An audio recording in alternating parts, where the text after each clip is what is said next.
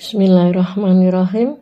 Assalamualaikum warahmatullahi wabarakatuh.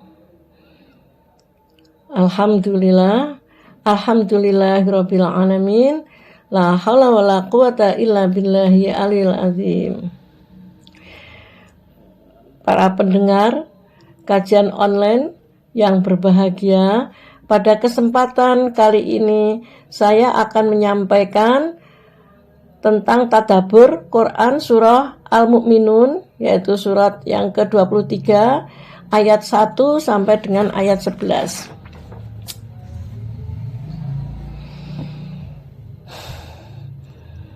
Baik, kita mulai. Asbabun nuzul surah Al-Mu'minun ayat 1 sampai dengan ayat 10. Ini ada beberapa hadis. Yang pertama, hadis dari Umar bin Khattab, ia berkata, kemudian Rasulullah bersabda, sungguh telah diturunkan kepadaku 10 ayat. Barang siapa yang melaksanakannya, maka ia masuk surga. Kemudian Rasulullah membaca, qad aflahal mu'minun, sampai akhir ayat 10. Hadis riwayat At-Tirmidzi, An-Nasa'i, dan Al-Baihaqi. Hadis kedua yaitu dari Yazid bin Babinus, ia berkata, kami berkata kepada Aisyah, bagaimana keadaan akhlak Rasulullah Shallallahu Alaihi Wasallam?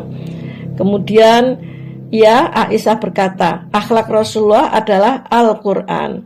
Lalu Aisyah berkata kembali, jika engkau membaca surat Al-Mu'minun, qad aflahal mu'minun, kemudian laki-laki tersebut membaca sampai selesai 10 ayat. Dan Aisyah berkata, demikianlah akhlak Rasulullah Shallallahu Alaihi Wasallam. Hadis riwayat Bukhari, An-Nasa'i, dan Al-Baihaqi.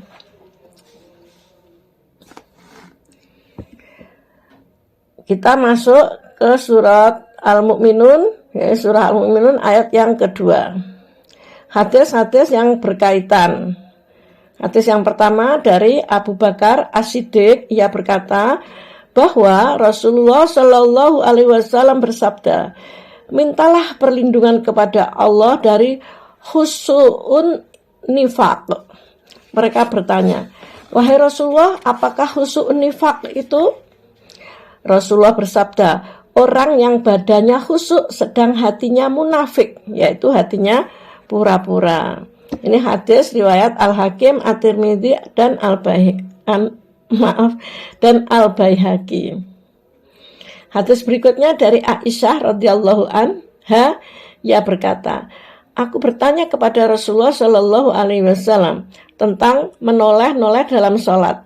Lalu Rasulullah bersabda, itu adalah godaan. Biasanya setan menggoda pada sholat seorang hamba.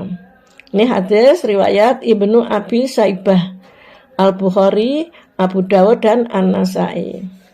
Hadis berikutnya dari Anas bin Malik, ia berkata, Rasulullah bersabda, dibuatlah aku mencintai wangi-wangian wanita dan dijadikanlah kesenangan hatiku pada sholat.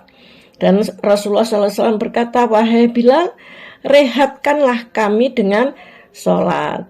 Hadis riwayat Ahmad dan An-Nasa'i. Ini ada asar sahabat yang berkaitan dengan ayat di atas, yaitu dari Ibnu Umar tentang firman-Nya, alladzina hum fi sholatihim khashi'un.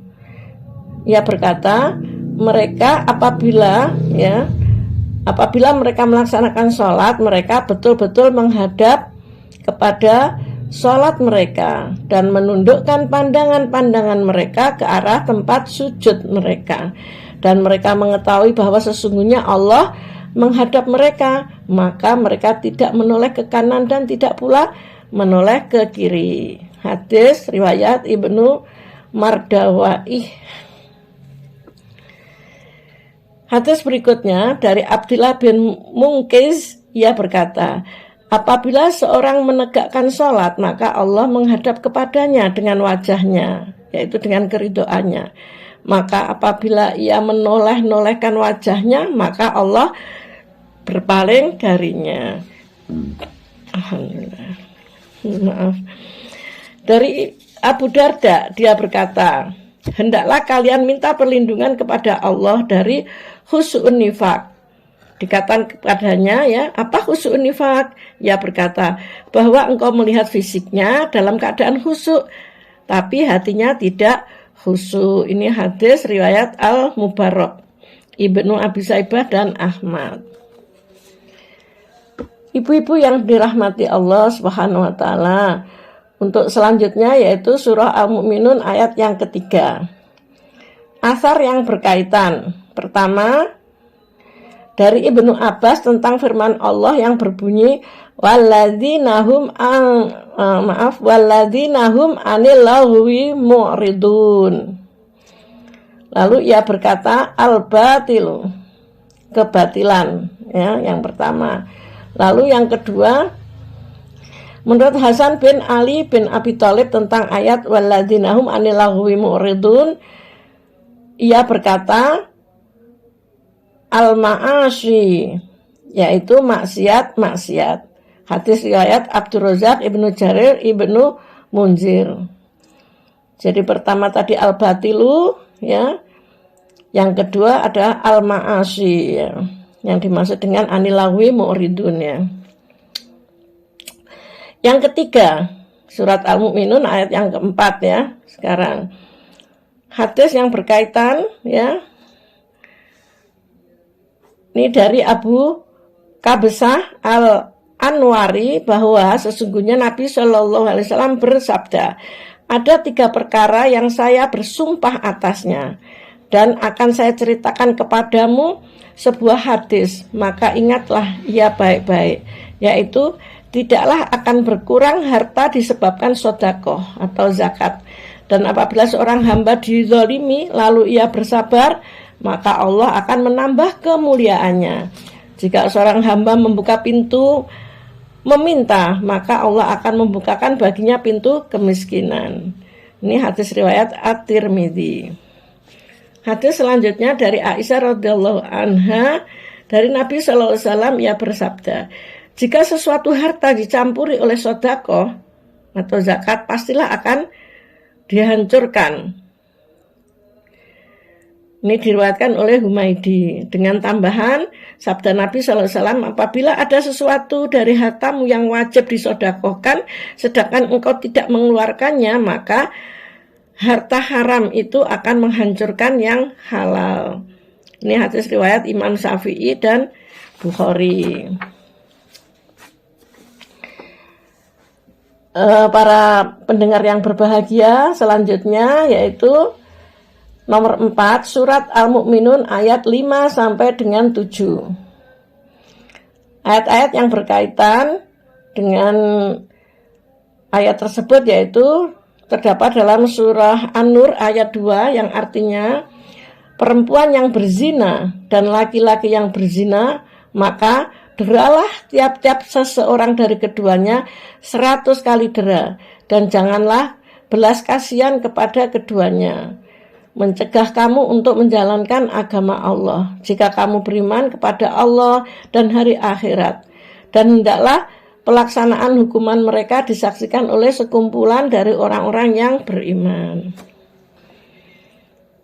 Lalu ini terdapat dalam surah An-Nur ayat yang ketiga selanjutnya, ya, yang artinya laki-laki yang berzina tidak mengawini melainkan perempuan yang berzina atau perempuan yang musyrik, dan perempuan yang berzina tidak dikawini melainkan oleh laki-laki yang berzina pula atau laki-laki musyrik, dan dan yang demikian itu diharamkan atas orang-orang yang mukmin.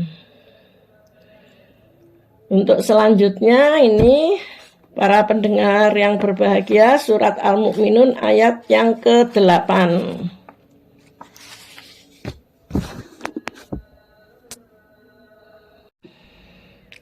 Berikutnya surat Al-Mu'minun ayat yang ke-8. Hadis yang berkaitan yaitu Rasulullah SAW bersabda, tanda-tanda orang munafik ada 3, yaitu pertama, apabila ia berbicara ia berdusta. Yang kedua, apabila ia berjanji ia mengingkari. Dan yang ketiga, apabila ia diberi amanah ia berkhianat. Dalam 2 kitab hadis sahih. Ibu-ibu yang berbahagia, para pendengar kajian online, berikutnya surat Al-Mu'minun ayat yang ke-9. Hadis yang berkaitan. Nih, qala Ibnu Mas'ud, ya. Ibnu Mas'ud berkata, aku telah bertanya kepada Rasulullah Shallallahu Alaihi Wasallam, lalu aku berkata, wahai Rasulullah, amal apa yang paling dicintai oleh Allah? Lalu Rasul menjawab, salat pada waktunya. Aku bertanya lagi, kemudian apa wahai Rasulullah? Beliau bersabda, berbakti kepada kedua orang tua. Kemudian apa wahai Rasul? Beliau menjawab, jihad di jalan Allah. Ini as-sahihain, ya.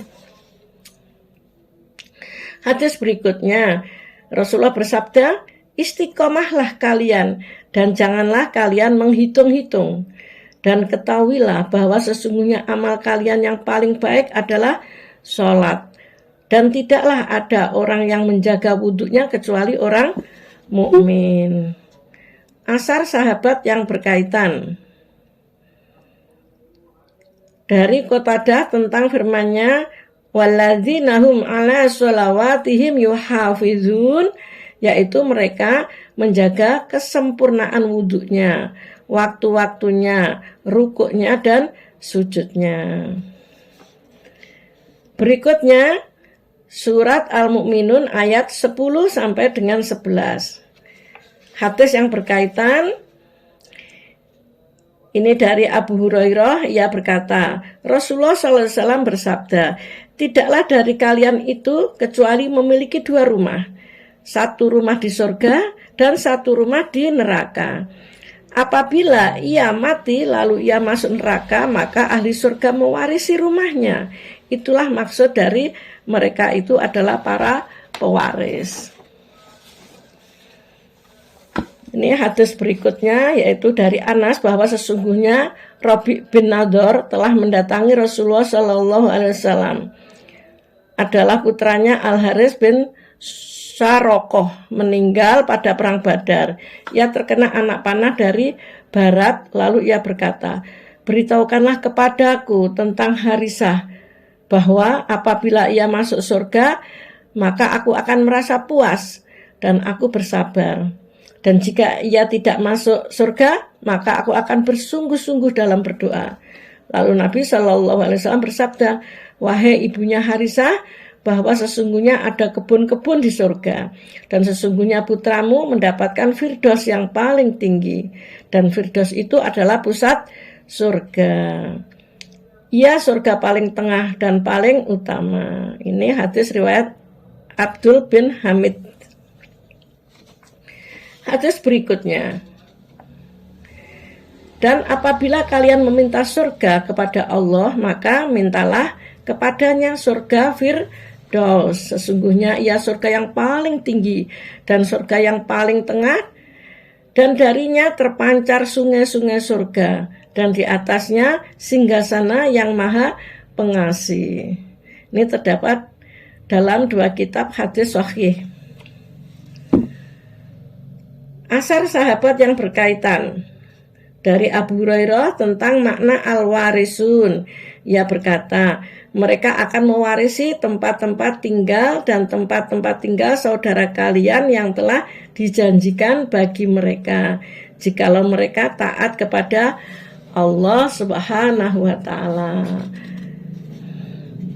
Demikian tadabbur surah Al-Mu'minun ayat 1 sampai dengan ayat 11. Semoga kita bisa mengamalkan surat tersebut, ya, karena sangat banyak manfaatnya. Terutama kita kalau berdoa, mintalah surga Firdaus, karena itu adalah surga yang tertinggi. Alhamdulillah, demikian kajian tadabbur surah Al-Mu'minun. Semoga bermanfaat bagi kita semuanya.